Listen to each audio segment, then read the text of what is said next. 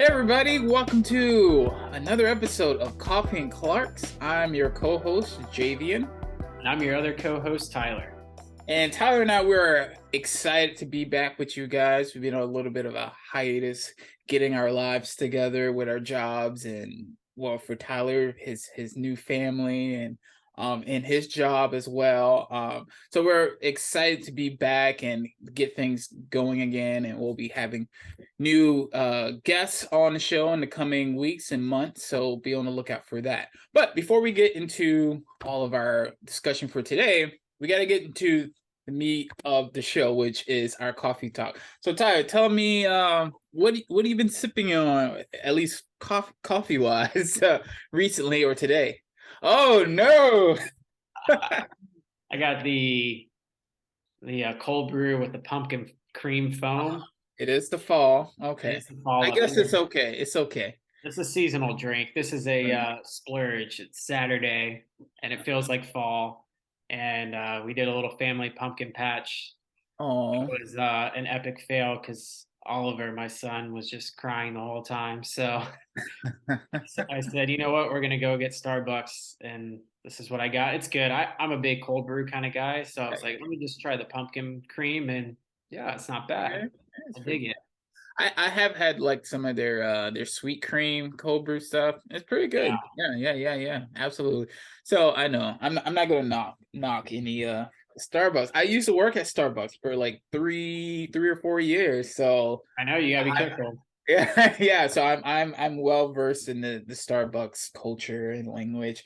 And who knows, Starbucks, if you guys want to sponsor this show, we will drink Starbucks every episode.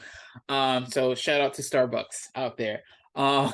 So I'm drinking uh a brew from your hometown of Jacksonville, Florida, Bo Bean. Oh, Um, nice. yeah, back this coffee shop is actually in Tyler's basically kind of your neighborhood up in Yep. Riverside. So I'm drinking their it's called Sweet Spot, which is their house blend. I'm not sure if you have had that one yet. But my friend just brought it for me, a fresh bag of it. So I've been brewing that the past like week or so. It's really good, very refreshing. I've been doing it on of course, the Chemex pour over. But I'm going to do some experimenting with some other brew, like obviously the French press.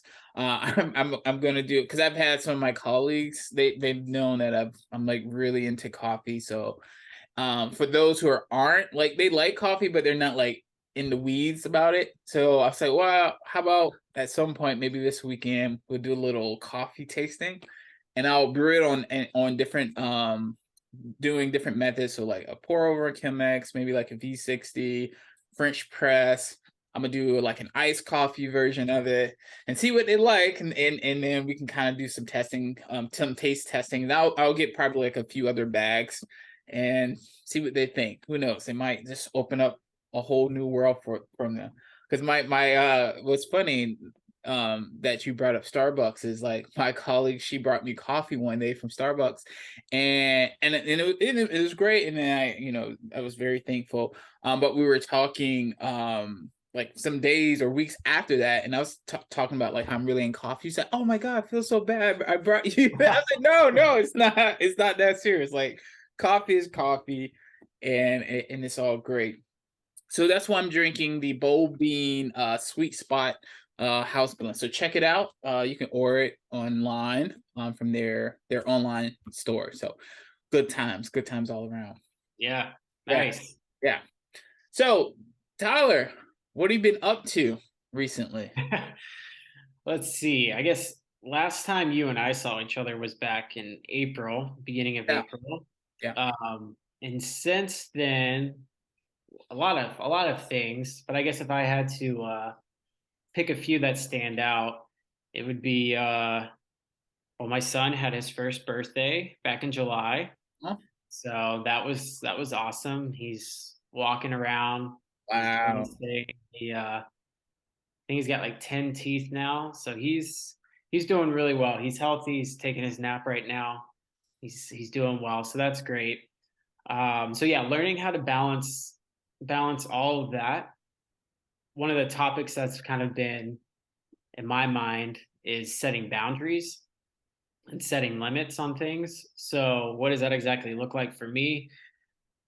Well, it's this whole idea of if you say yes to something, you're also saying no to something else. You know, it's never an if and, it's always yes, so to speak, right? If you say no to something, then you're saying yes to something else too. And so for me, I've been having to try to set boundaries of like, okay, at what point do I need to get off and like shut work off completely and just decompress and spend time with my son and my family? Because it is so easy for things to distract you and for things to linger on. And you don't even realize that you're spending time with your kid, but you're not actually present mentally. And I think we all know this to some extent, but I think we always kind of think like, oh, well, when I have kids, like that won't be a thing. I'll make sure. And it's like you actually really have to fight for that. You Mhm. really got to create those boundaries. And it's like, it's a practice. So you have to do it every single day. And the other thing that I've been kind of thinking about too is, especially having a kid, is you don't have a lot of quiet time anymore. And Well, so yeah. if you want quiet time, it's either before he gets up, which would probably be in the 6 o'clock hour in Mhm. the morning, or after he goes to bed, which would be like after 7. Mhm. So um, I do a pretty good job of the quiet time, like after he goes to Yeah. bed, but I would really like to have it to where he's not my alarm clock in the morning, because, he gets 12 hours of sleep. And so when he's up, Yeah. he's ready to go. So to prevent that from him being my alarm, so to speak, it would be literally waking up and just having that quiet time in the morning to like focus, quiet time. Like for me, it would be, like journaling, reading the Bible, just like drinking coffee, just like getting my mind right. Because, yeah, I mean, I love the kid to death, but Can be quite alarming, yeah. yeah, it is. And like, you don't realize like you lose things. Like you're Right. giving something that's great, but then like some things are being sacrificed. So you have to really plot out and map, like, how am I going to fit some Yeah, of these things in? and I would imagine that it's and I knowing myself and how I am in the morning, like it's very hard to like have to wake up right away and then have to be on. So Yeah. like giving yourself that space where you can get up, either meditate or do whatever your normal morning routine is to kind of prepare yourself for the day, and then your son wakes up and then it's all right, let's get it going. So like Yeah. I can only imagine, because I'm not a morning person at all. I'm that guy. It's like I don't really want to talk to anybody until like I have my coffee, I have time to like fully get alert, take a shower, brush my teeth, have my coffee, and then it's like, all right, once I've done all those things, now I can start my day. Now I'm ready to like, be a part of the world again. So yeah, I can only imagine, and that's not something I haven't really like thought about. Like, as a father, like the kid wakes you up and it's like, all right, I have to be on right now. So I can imagine that would be quite the challenge. I know for me that would be a challenge. Like, all right, I'm up, all right, let's start the day. And then Yeah. kids, they go 0 to 70 like that. It's like once they're up, they're ready to like do things. Oh, yeah. So yeah, I can imagine that would be a challenge. Yeah, yeah. So bravo to you. Because Well, the morning hasn't been set in stone, but I tried it like a week ago, 2 weeks ago. And of course, it was a Monday, Tuesday, I got up at 6. And then, of course, he woke up at like 6:15 both those mornings. And I was like, oh, you got to be kidding me. Like, my intention is there. And then I was like, okay, the rest of the week I didn't. And of course, then he went back to bed. Like, he woke up at like 7, like his normal time in the morning. And I was like, what in the world? So I want to try it again because there is kind of like this, there are things that that are right, Mhm. kind of like that voice that's like, no, this is a good thing, like working out, like doing something active every day, or like there are certain things that you do daily or don't do daily and you're like, no, I know this is a good thing. And I know, like, for me personally, like having that quiet time in the morning before he gets up, that's going to be like a pivotal staple in my life from like now until him, and then if we have future kids down the road, are out of the house. Hmm. Because if you don't do it, it's not going to happen. And that's one of the things that I'm just realizing, that there's so many ideas, there's so many things I would like to structure into my day, and they're just ideas, and they might be really good ones, but they're actually not habits yet, and Yeah. they're not things that are automatic, or Yeah. as Jan Kagarai says, they're not automated. It's not something that is in the subconscious yet, Yeah. where you're doing without even thinking. So I really have to figure that out. And it does take a lot of planning. So if you want to wake up earlier, that means you have to plan that out the day before, about what time you're going to go to bed and making sure everything's set up. So that's where I'm at with the family side of stuff, is again creating those boundaries to where it's like, no, I want to have meals with my family. Um, like I want to be able to work out every single day and do something. And so it looks slightly different for me now. I did the Ironman back in the summer. That's done. Learned a lot from it. That was a lot of training. That was a lot of like, I said yes to this thing, and then that meant that I sacrificed some Yeah. family time. And so now it's kind of like the opposite, that it's like I would rather skip a run just to hang out with my son a little bit longer. Hmm. So you go in these seasons, and that's been a big learning process for me, of learning that, like, as new things develop and come into your life, like your life is going to evolve and it's going to change. And those things that were once like, oh, I can work out like X amount of time because I don't have anything else pulling for it, Hmm. changes a little bit. They're still important things, but you know, I think I'm a little bit more forgiving with myself, of like, well, if I miss this one, it's not a big deal, because look what I'm doing instead. Right. Like, this is great. Um, so I think that's another thing that I'm realizing too, is okay, I still want these things in my life, but they look a little bit different now, and that's okay. Yeah, and what's interesting about that, is that pretty much applies to like playing and practicing, and all those things apply to that. Everything starts with a plan. It's like if I want, for instance, like I have a recital coming up in a little over, or actually almost exactly a month from right now. So like obviously, if I know that's coming up, as using your words, that means I have to like fully commit to that. That means I'm gonna have to give up some things to be able to accomplish, preparing for the recital, right? Because as you know, like it takes a lot of time, takes a lot of preparation, a lot of sacrifice. So like finding those boundaries can be quite a challenge. But I think, like you said, like if it starts with thinking about it, processing, and then planning to actually do it. And sometimes that's the hardest part. Like I can want to do something. There's another thing in actually making the plans and then executing the thing, right? And I mean, for me personally, I think that's certainly always been a challenge. Like I would like to go run at 6 o'clock in the morning. I think most people, it's like, yeah, that's probably a good thing. That's healthy. It's a good way to get your day started. But on most days, that's a really hard thing. At least for me, as I mentioned before, I'm not much of a morning person, but that's a really hard thing for me to do. So, like, to prepare myself physically and mentally the day before, and just like super commit to it, regardless of like how it feels. Like I'm just going to do it this one time. I'm going to fully do it.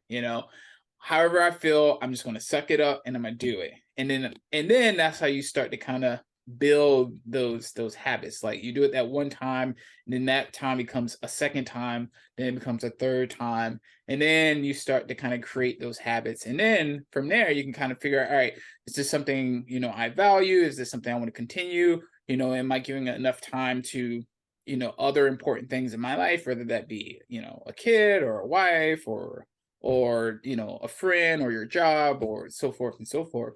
But yeah, like I completely agree with that. And I never really, at least because I mean I don't have any kids, but I've never thought about it in that regard. Obviously, like when you have kids and you have a job and you have a wife and so forth, like there's only a certain amount of hours in a day. So you do have to make certain sacrifices along the way. That way you're giving those most important things in your life, as much time as possible. So I mean, I think those are all things that are true. But for me, like obviously, since I don't have a family, so for me it's about like giving my job enough time without it taking over my life has always been that challenge, right? And I think knowing you and knowing how you operate, you're a very structured person. Since I've known you, you've always been like a super like structured, hardworking person, which is why you're in the position that you're currently in. But you know, with all that said, for me, it's I the challenge is I like to throw myself into the work that I'm doing. And for me, the past, I guess, 2 or 3, 4 years since I've been in my current position, the challenge has been, all right, how do I do the job the way I think it should be done without without it like affecting my personal life, and we always talk about balance, right? That's kind of one of the overarching themes of our podcast, is trying to find a balance. And it's one reason why we always ask our guests, like, what do you do, how do you balance all these things? And I think the funny thing about all that is no one, any person we've asked, no one really knows. Everyone is like, well, I'm still figuring out, oh, I try this or I try this. So like for me, it's like over the past, I guess, year, one thing I've been doing to try to fix this is there's this idea that the job is just a job. At the end of the day, it's there to obviously provide financial support for your life. It's to provide this, at least in the music world, it's also this creative outlet. Like I get to play music every day. I get to, help my students achieve their goals, and that there's something very free about that, right? I'm not sitting at a desk. I mean, although I do sit at a desk a lot of hours in a day, like typing emails, but I'm not like just doing like busy work all the time. There's a creative outlet to what I do. So I'm very thankful for that. But at the end of the day, there's still this other side of my life where it's like I need to find other creative outlets outside of this job. Because even though I like my job, and you hear this things like, you have a great job where it doesn't feel like work. And I think there's some truth to that. But at the end of the day, it's still a job. You still got to get up. You still got to come to the office every day. You're still here. Like some days 6, 7 hours in a day.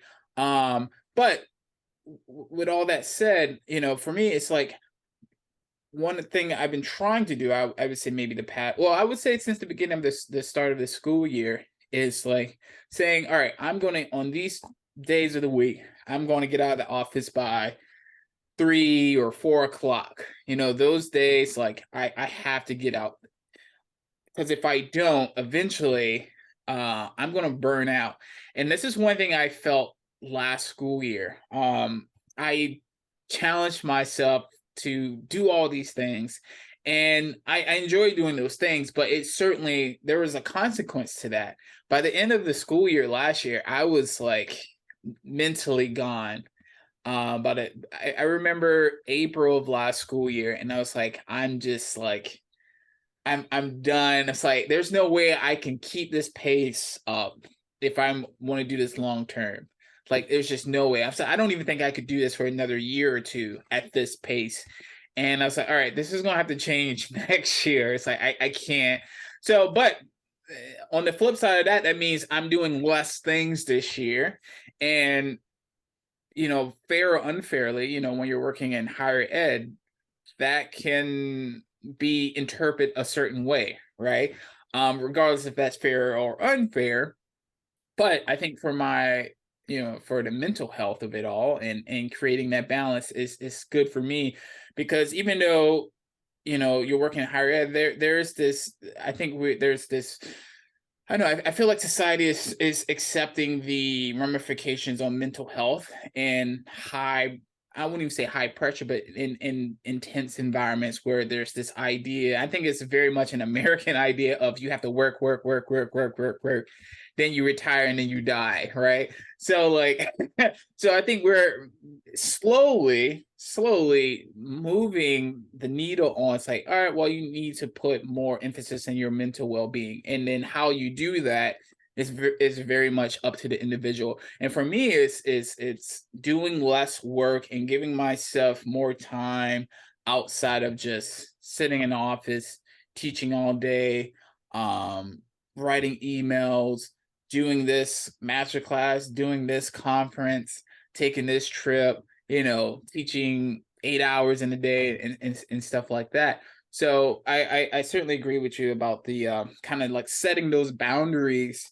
Is really really important because if not, it certainly leads to burnout rate. And there's been a lot of studies recently where we've seen just this incredible high rate of burnout amongst quote unquote the millennial generation. I think there's other factors in play, but certainly the work balance is a big part of that.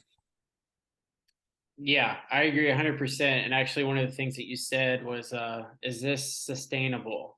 And that's a big word that I've been thinking about often as well, because I think about, okay, I can suffer through this or I can grind it out. I think you and I are both doers.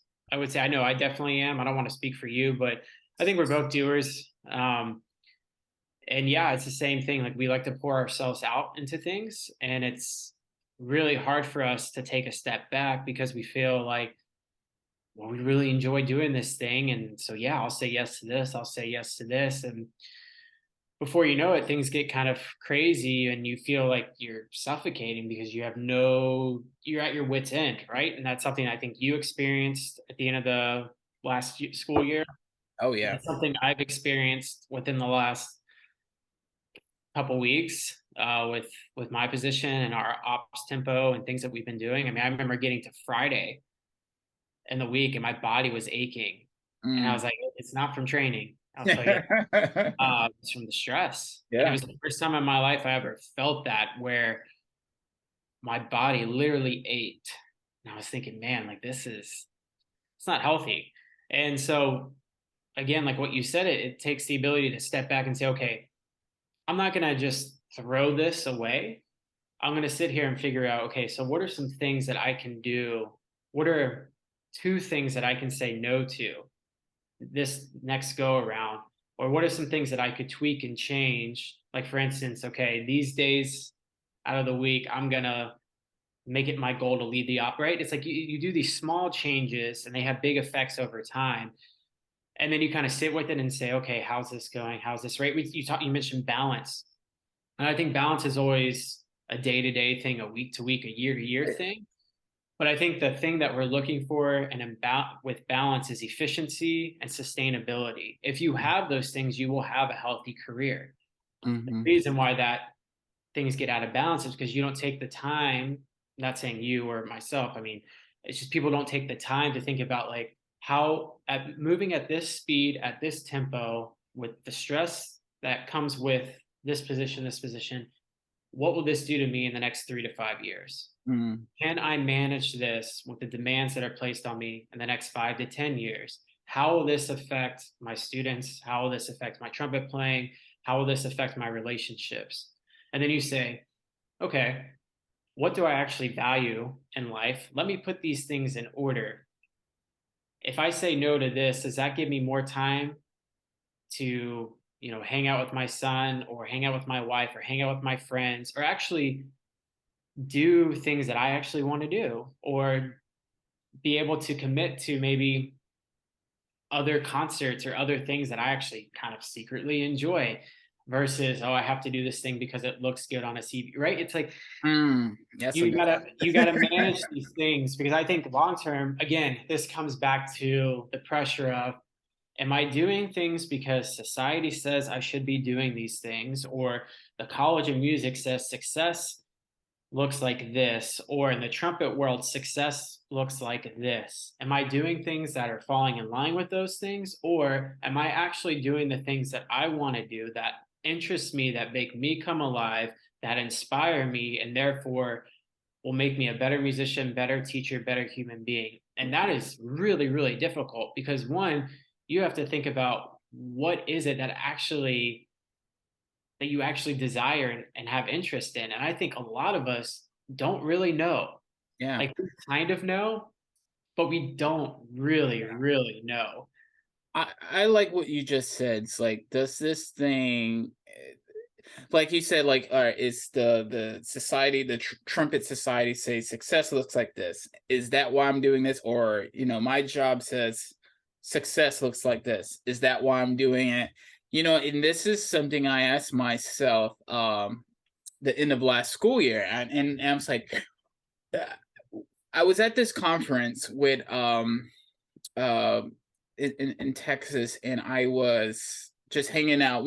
This is like after the conference over. I was just hanging out with some people who work in my field, and we were just like conversing, just talking about our jobs, talking about everything. And the question came up, and it's like, why are we at this conference? And we saw, are we doing this because there's great value in doing this?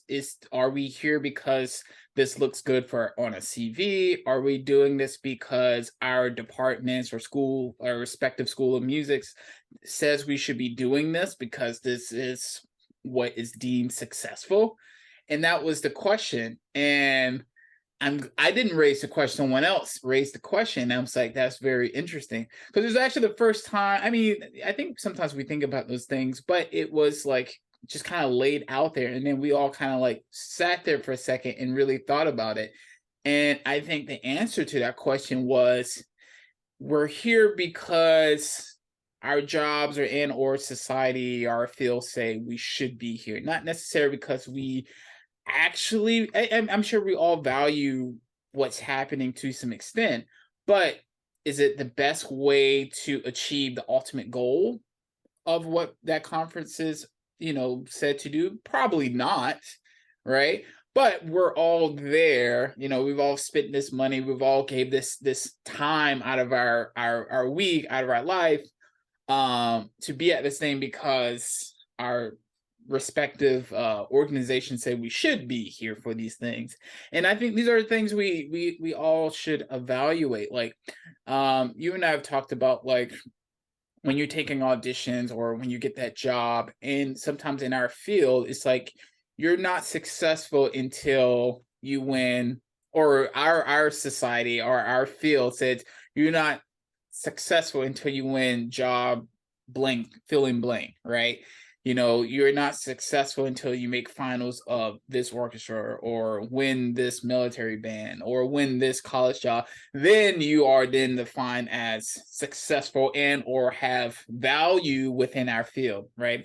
And that's not Mm. necessarily the case, I was right? gonna say that word that you just said, value, Value. right? It's like you're allowing other people to place to decide if you have value or not, and that's a very slippery slope and something you have to be very careful. I've been thinking about that too. Like, am I making these decisions so it looks like I can provide more value to my organization?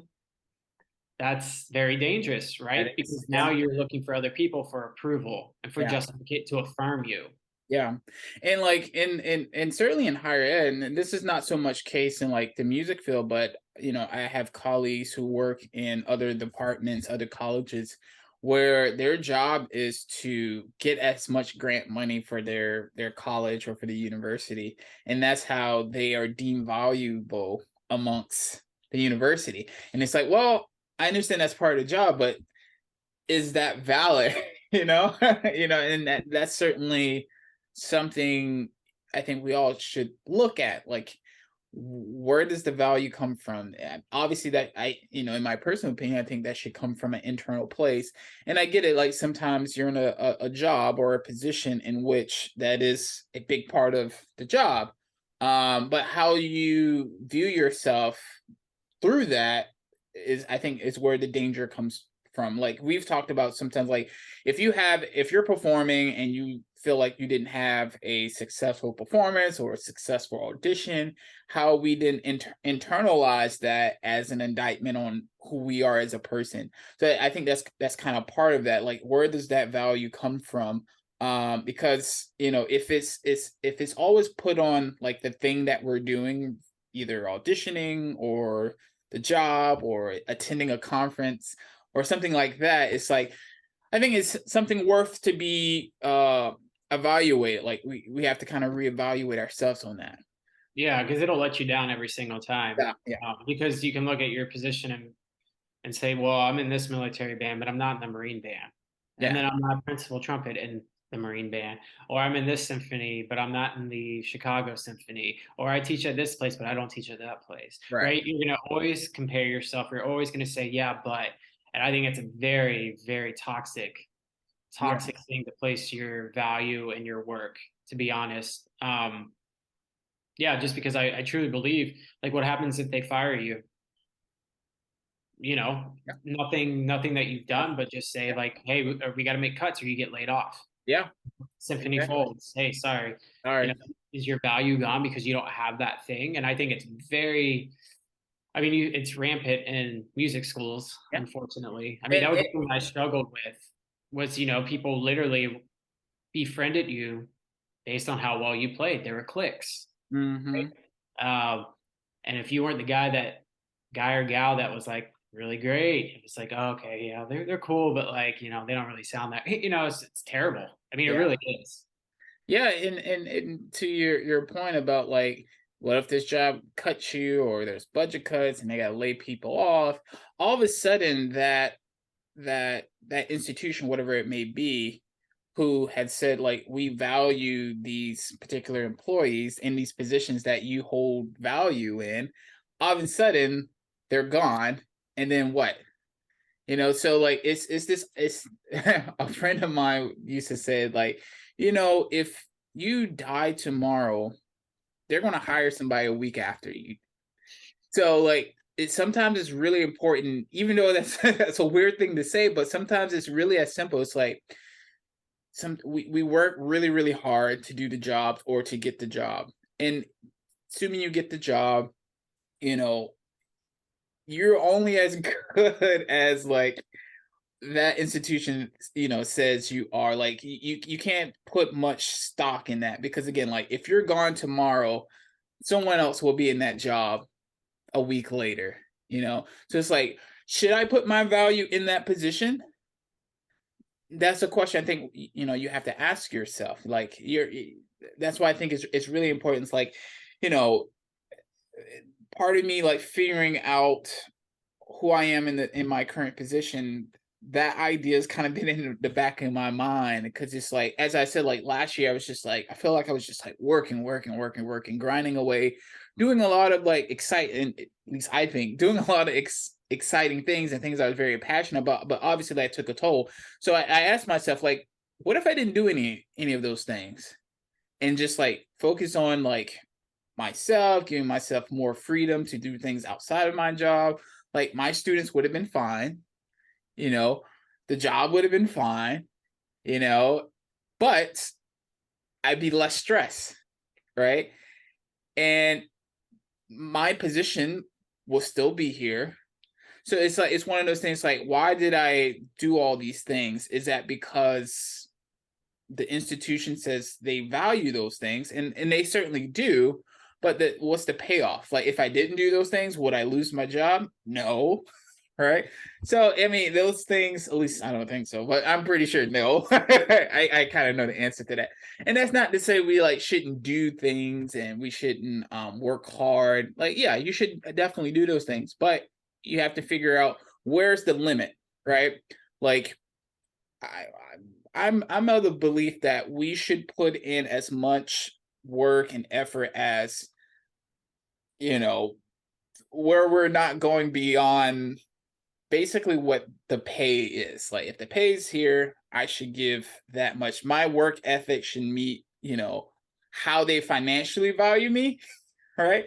So, which opens up a whole nother discussion. Not to go down that rabbit hole, but I do think there's some value in there. Like, I have some friends who just like, they're incredible people, they're incredible musicians, and they do their jobs exceedingly well. And sometimes I can see, after talking with them, like, they're super stressed out. And I have to ask myself, like, why are you doing all these things? I said, well, it's for this and it's for that. I'm like, okay, well, if those other things go away, like, then what? You're still going to be in this position. Your students are still going to value you. You're still going to be an incredible musician. So it's one of those things, like, sometimes we get caught up I think that's what it is. Like there's this certain like vibe, whether it's intended or not, of like you have to be constantly just grinding away until one day you decide to retire or you burn out. Yeah, it's part of our culture, right? Yeah. It's like it's yeah, if you're not doing it, then somebody else will, and it's totally backwards, to be honest, because we probably do our best work, I believe, right, when we're relaxed, when we're released, Mm-hmm. actually focusing on one thing, not thinking about 20 different things at a time, right? Like Mm-hmm. that's actually how we get into flow state. That's actually how we get better at our instruments. Like that space is where learning actually takes place. Yeah. Uh, and again, I think it's a very everybody's situation is going to look different based on the demands that they have, what they're willing to sacrifice, what they're not willing to sacrifice. And I think in your situation, what a awesome learning experience for you, right? Because you kind of went over that edge and you Yes. said, "Ooh, okay, I don't want to go. I don't want to touch that again." So, just as a listener, and this is my first time actually hearing it, I'm like, man, this is really cool because now, like something that you've done early in your career can help shape what the next 10, 20, 30 years of your working career looks like. And then Mhm. if you factor in a family down the road, you can say, okay, I've been here before. I need to tweak some things. I need to, Right. whatever. But it's like some people don't even take the time. They just say, okay, this feeling that I have, this stress, well, that's just part of it. Like they're willing to ignore that because of well, I need to like beef up this CV because if not, like my colleagues aren't going to value the work that I do. And then again, right? You talked about as a professor, I believe your work should be for the students, Yeah. right? And if you're not able to give your best every day for them, then it's a disservice to the Service to them. students, Yeah. And yes, they're amazing. There's always going to be opportunities, Yeah. right? I think in COVID, people are like, oh, are there going to be jobs? Because, and then look at how many symphony jobs, how many academia jobs pop open, right? It happens. It always happens. Um, there's always going to be positions open doing something or competitions or festivals or whatever. Um, yeah, I think it really comes down to knowing thyself and why it is you do what you do. And I say that like why, like really getting down to the nitty gritty of like, man, how much do I value other people's opinions? How much does that actually shape my life? And if you start, at least for me, looking at it, I was like, oh, there was a large percentage of my life that was dictated off of what others believed was successful. And that was really dangerous for me. Um, Hmm. I believe that partly probably led to some of my injury of like, just no, you gotta keep going, gotta keep going. Um, and so now looking at it, it's I'm going to do my job, I'm going to do it the best that I can. But if you don't see value in it, that's not my problem. Right. I think I don't, yeah, that's it. yeah, because I don't get my value from other people, Right.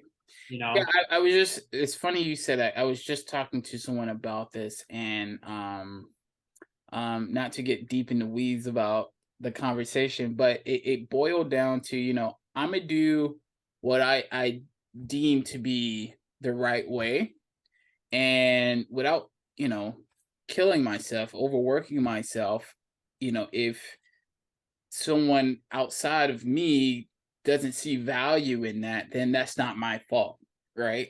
It has nothing to do with me, that's someone else's expectation. But my expectation is I'm going to do it this way.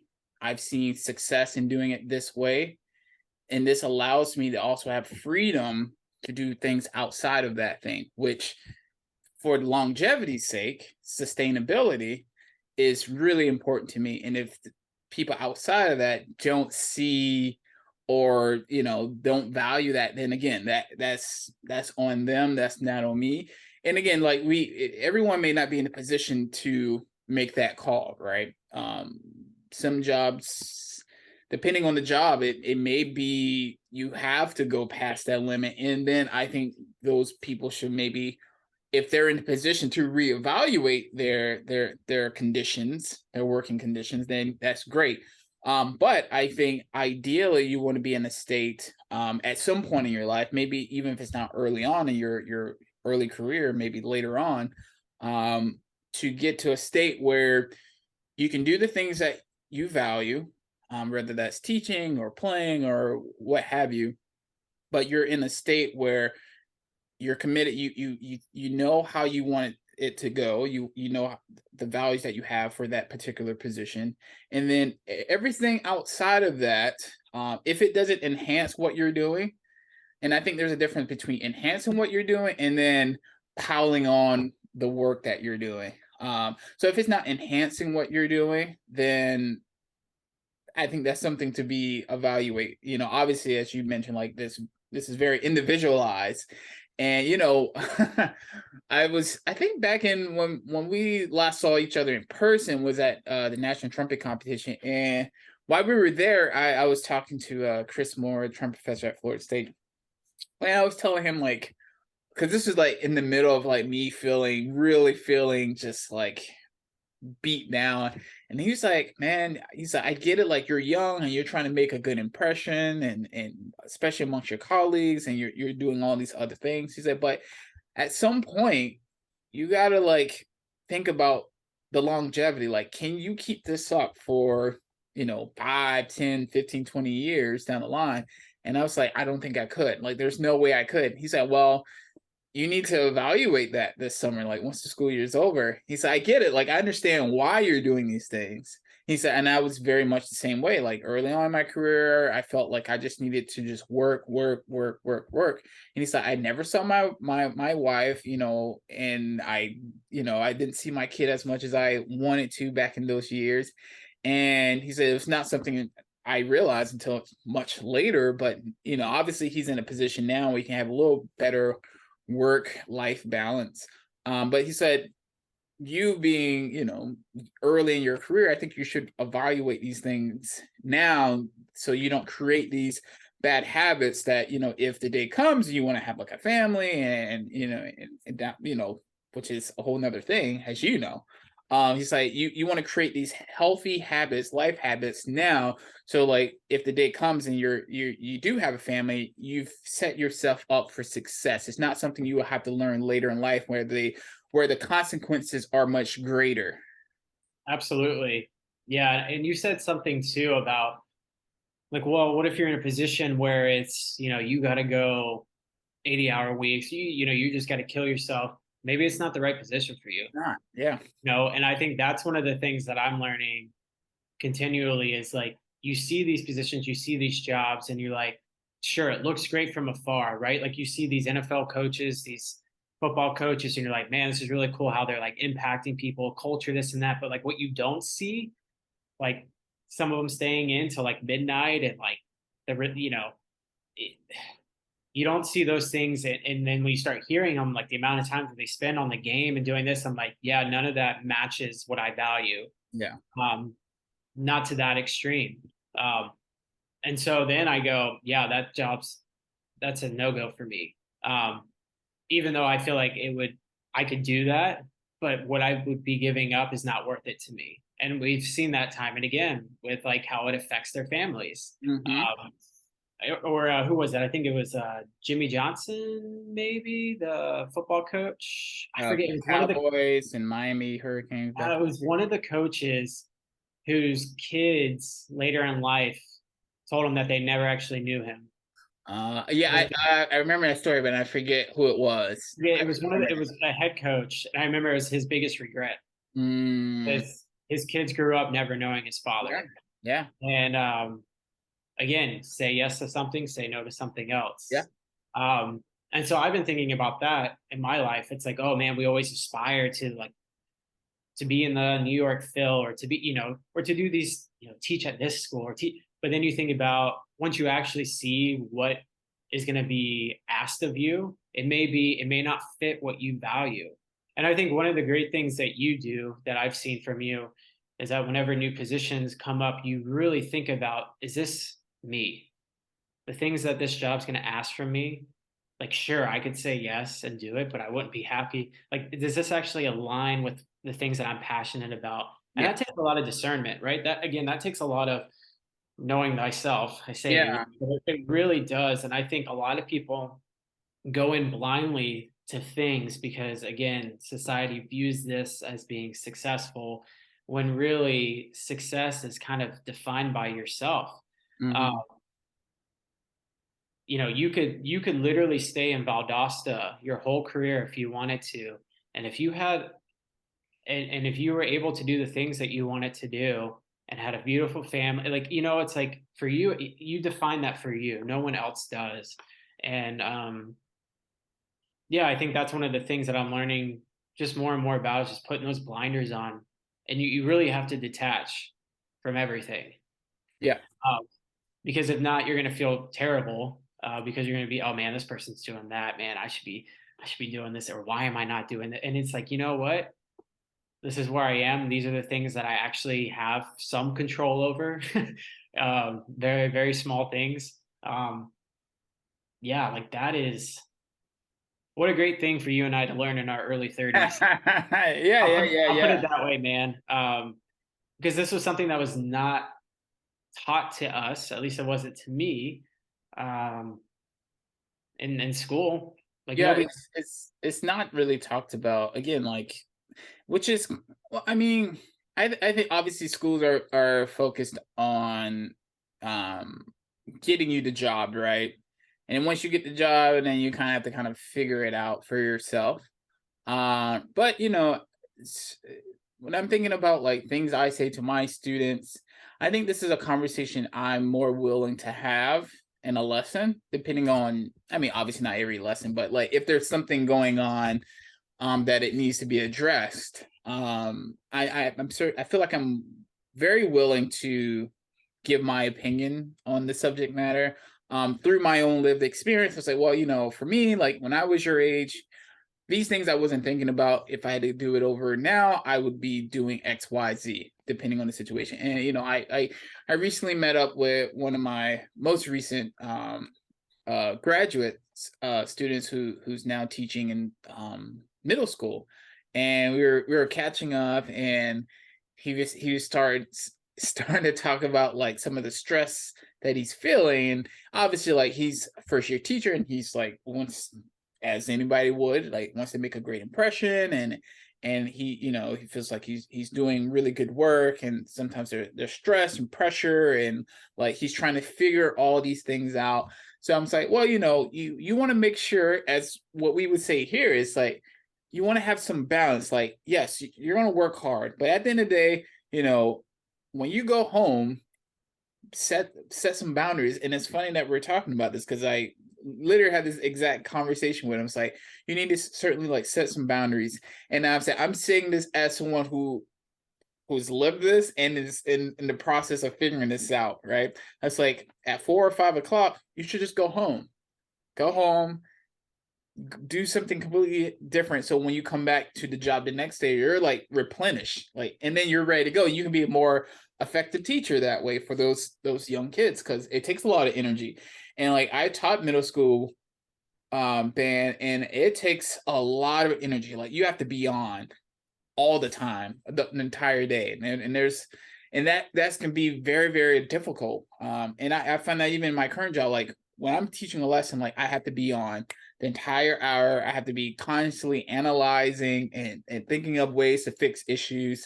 So that there's a great challenge, and that takes a lot of mental capacity to do that, right? So I'm telling this student of mine, it's like, all right, so you want to make sure you have your boundaries, and it's like on the weekends, do not go to that band room when you absolutely don't have to. And he's already kind of fall, into this, like, I gotta be at the school, on my weekends, like doing stuff. Like, do you really? I was like, you don't, finish up what you need to do on Friday afternoon, and then you go home and don't come back until Monday morning, right?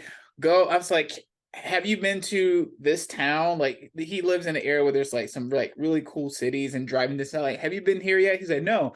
All right, next weekend, on the weekend, just drive in, just go hang out, find a nice restaurant, and just like get away, go to this city, go do this, go do that on those weekends, because those are precious.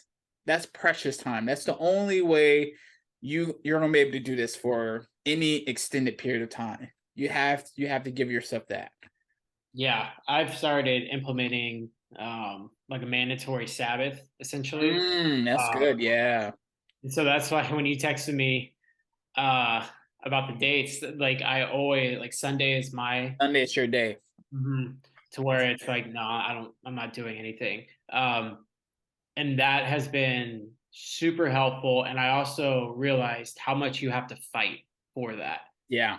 Really does take a lot of planning um, to make sure that you're not doing anything work related. And for me, that really just looks like um, not working out, a lighter day of practicing, and just doing things that I actually enjoy doing. Hmm. Right now, it's in the fall, so football, Yeah. taking my kid for a walk. I mean, and it's just like just relaxing, and that has been super beneficial for me. And it's amazing how, yeah, you really have to plan it and fight for that thing. And just like you have to fight for boundaries and putting them in there, it's a great thought, it's a great idea.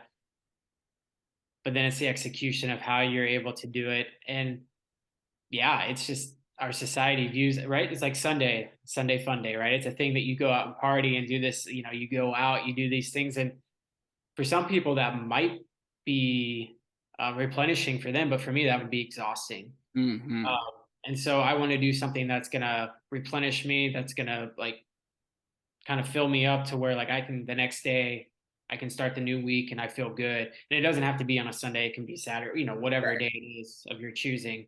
But I've just found for me that's been super helpful just to have a day where it's set aside that like there's nothing, even if it's something that I kind of would want to do. It's like I'm not going to do it on that day. Like I Yeah. respect that day. Yeah. I like that. I respect that day. I like that idea. Yeah. Yeah, because again, you're building these things for sustainability, and I guess the reason I it kind of goes back to this idea of we teach in schools to get somebody to the next spot. And by doing so, we don't think about the long journey. We don't think about, okay, I can get them here. And to get them there, maybe these things aren't going to really be good for them, right? It's like I can rush along um, like you're seeing all these football players getting injured, and so some of them are trying to rush along their physical Mhm. therapy and this and that just so they can get back in. But it's like, oh, well, why don't you actually take the time that it takes to get you right? And so we don't really think about sustainability. Again, going back to that work, both as a person and what the things that you do. Oh, my son just woke up. Uh-oh. Um, so we may have to cut this one short. Um, but also sustainability in your playing Yeah. and thinking about a healthy career. Yeah, I completely agree about that. And just to kind of wrap up, one thing exercise I always do with my students is like I have them, at the beginning of the semester, like fill out their schedule, like their class schedule. I say I want to see when you're going to practice.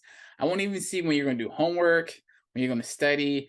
If you like video games, like put that in there. Any like things you're doing outside of school, things you enjoy, put that in your schedule. And then we can look at it together and evaluate like, are you giving enough time to this? Are you giving enough time to that? Because I think that's really important to like longevity and sustainability. It's like, because a lot of students, like, they get in class and they're just like going, going, going, going, going, going, practice, practice, practice, class, class, class, test, exam. They're going from like, they're literally surviving from one day to the next day. And over the course of a semester, around this time, which is like around midterm times, I can really see the toll of that. Like some students, like they'll come in less and they're just like, they're dead in the eyes. And I was like, what's going on? It's like, I'm just tired. It's like, okay, let's evaluate that. Why are you tired? And then once you kind of unpack some of that stuff, you really see like, okay, you're not giving yourself enough time to do XYZ. Sometimes that's not enough studying. And then they're like, trying to like cram things, or maybe they're not giving themselves enough time to do things outside of school that they enjoy and they love to do. That's going to allow them to kind of be replenished come Monday, when it's time to do school. So those are things I try to evaluate so they don't get in a situation where they're, come midterms or around finals and they're just like they don't have it, right? Which affects their schoolwork, which affects them reaching whatever their goals are for that semester or year. So yeah, those are all good things. I'm glad we had this discussion. This is like perfect. This is very much a unplanned conversation. So that's really good. So just to kind of wrap up a little bit on a lighter note, I guess, so to speak, have you been listening to any new tunes, new artists, or people you haven't come across before? Yeah, and then I'm gonna have to go get baby boy. He's up from his nap. My wife is out right now, so yeah, I've been actually listening to Bob Reynolds, All saxophone right. player, tenor Okay. sax player. I was actually listening to a record that I probably came out in like 2008, 2009. Can't Wait for Perfect. Mm, And yeah, it just reminds me it's awesome how music can bring you back to a certain situations, time, a certain environments. Yeah, place. Yeah. exactly. So I've been listening to that again.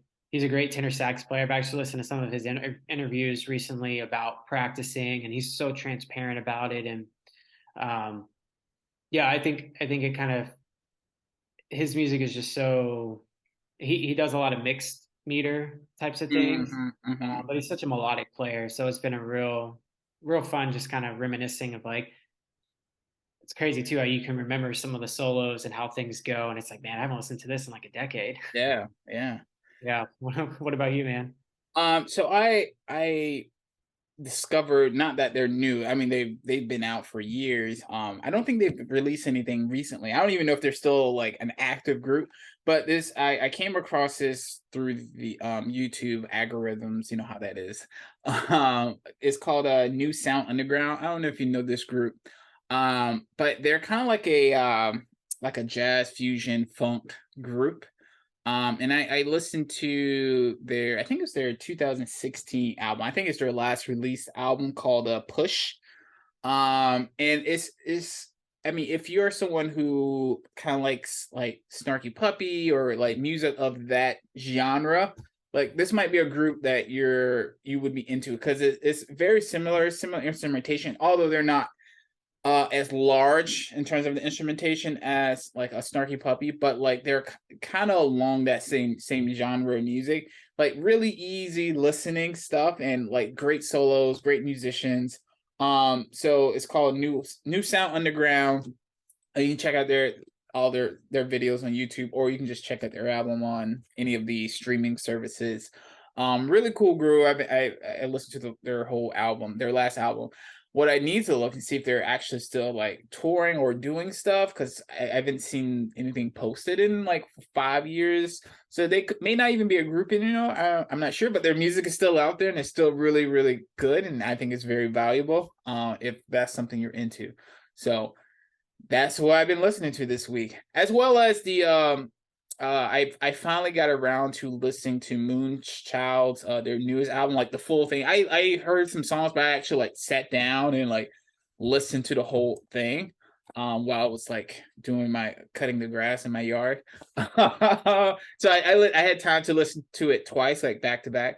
It's really, really good. They're very soulful, and it's always good music. I'm going to try to go see them live. They're going to be in Florida like coming up pretty soon. I'm going to try to get some tickets or something. I think they're going to be in maybe like Orlando or Tampa area, so I'm going to just see if I can get tickets for that. Nice. Yeah, so that's what I'm listening to and or have been listening to.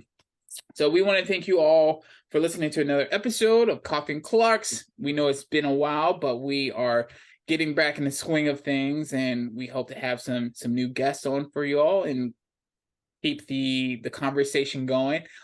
Please share, like this with all your friends, and keep drinking coffee, because that's that's how we get through life at this point. So thank you all again for listening, and we'll see you all next time.